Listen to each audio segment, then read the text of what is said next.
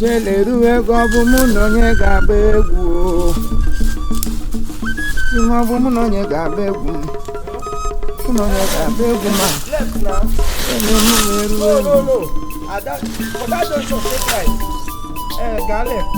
Imo one name. Left, yes. Come straight from there. There. However, came. That's mpatacha monga. Kwanga manu bine. O come on otu. Asibodo onye ga-eji ego mi adịla ọcha. Anali. Akwero mu. Mma no tem de leki eno no mulo kam. Ana me ya. Egbe tete wo ma hu dum ga se egbe mapula. Ba ana me do de won him again. Ni yo ke gbakwara no kpurukpuru no mulo ke na abeta. Oke o mma na shiri oke hu. They happen Oke mma na shiri yo. Enwe ihe dem am say my one. That small girl. Every one am saying na chọn elo. Imo telu no nyole mu so bo se mlu onwa. Ekwetekwele no me lo hinji. Imo bere nwo ọnụ ọgụ no m chọrọ elo. Mana ajoge wala. Ono lose again. Okay. Leke ebere ihe keke gwara m. Onye Agbaje ngai. Mana obi kwe n'ụlọ ya na mmebi Cameroon. Ebe ụlọ zira ha bịa. Sferant fana owo onye agbaje nga. Agbaje ọhụ na Zulu. Ndị agbaje niile alụrụ na ala Ekwe. Ahụ ha ezigbo mmanụ. Onye mụrụ gị na baptizim. Mma baptizim gume. Die mma ya onye agbaje nga. Are you serious? Why nwụkata ezigbo mmadụ efe anọdụ. Even echi ọnwụ n'ime chọọchị ka ọ nọ.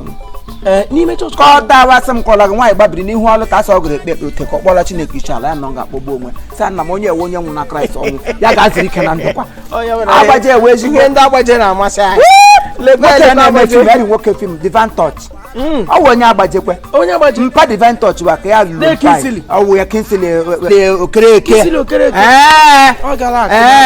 mpa ya wụ onye mpa ya kwana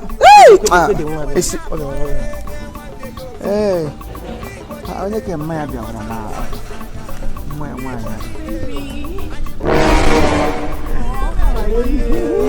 I'm fine.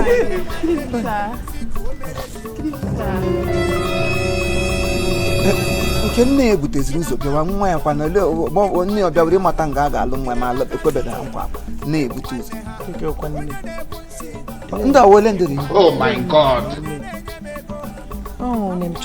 Small girl taa bụ pasụ jabi gbọgụ ele onye na-akpọ small girl ọ bụ echiri elu chekwe onye ka m nọ nga abụ fishnas ka m elekwuru onye abaghị otu ọha onye obere nwa 16 mwepụ anya nga ọha ga m elie nga ọtara na eleta m ga-esi ele ya anya ma hapụ ya nga ọha m nnukwu ya beyond mgbe ọ nwụọna ya obere nwa jos obuchi Cameroon lụta ị ga-alaiki nwa asị ya si franda po asịbede echi ogwu ma biri galalo enwedị ụlọ nga agaghị aba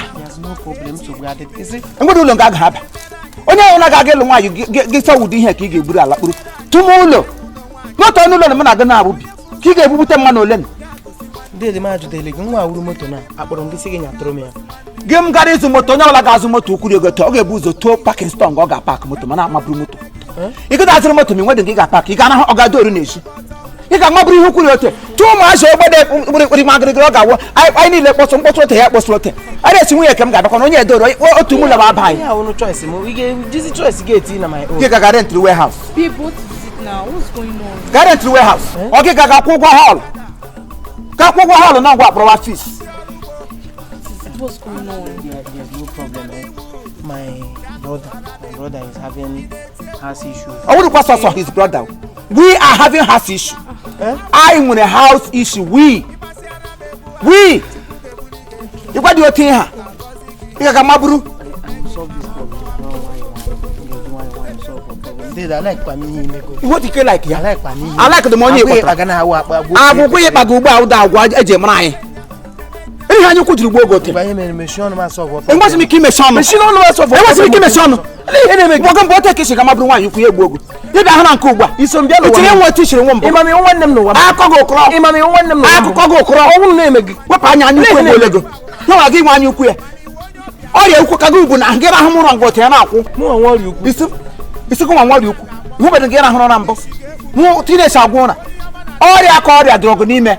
Wepụ anya n'ọrịa ukwu wepụ aka n'ihu eshi ọnwụ ukwu bịara eshi ọbụla ọnwụ ukwu bịara nsị nwụchitere m biko sị m mba lekwu ya ọbịla ọnwụ ukwu ala ndị ala ngụ ma ọ ga-egbukwe n'ego machi jos na ọrụ onwe gị ma setụrụ this problem No, no, give me a set to launch. Akwe Honogo, what I can no foe.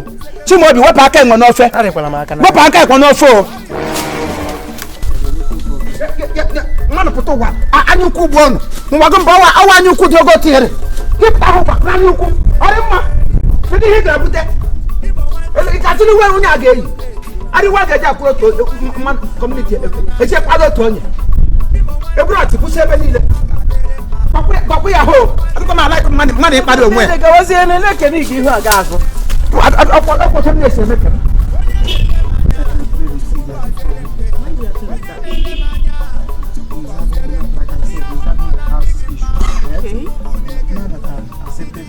Sorry?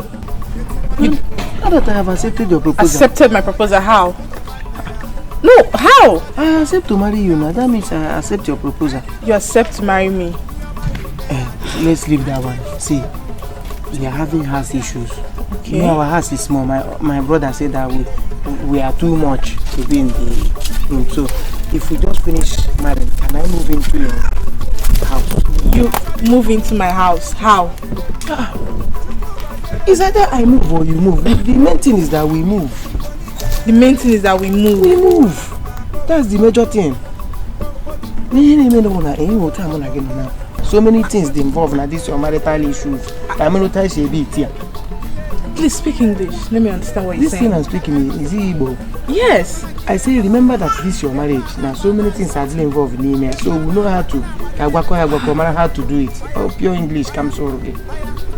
You ni na bowa mi shisefa ota mi bi na mo na marriage adịghị mkpa gị marry ahụ ka ọ ga-aga mi chọkwanụ ka ọ ga gị gbado n'ọhịa neti ow it dey confuse my brother people dey like that.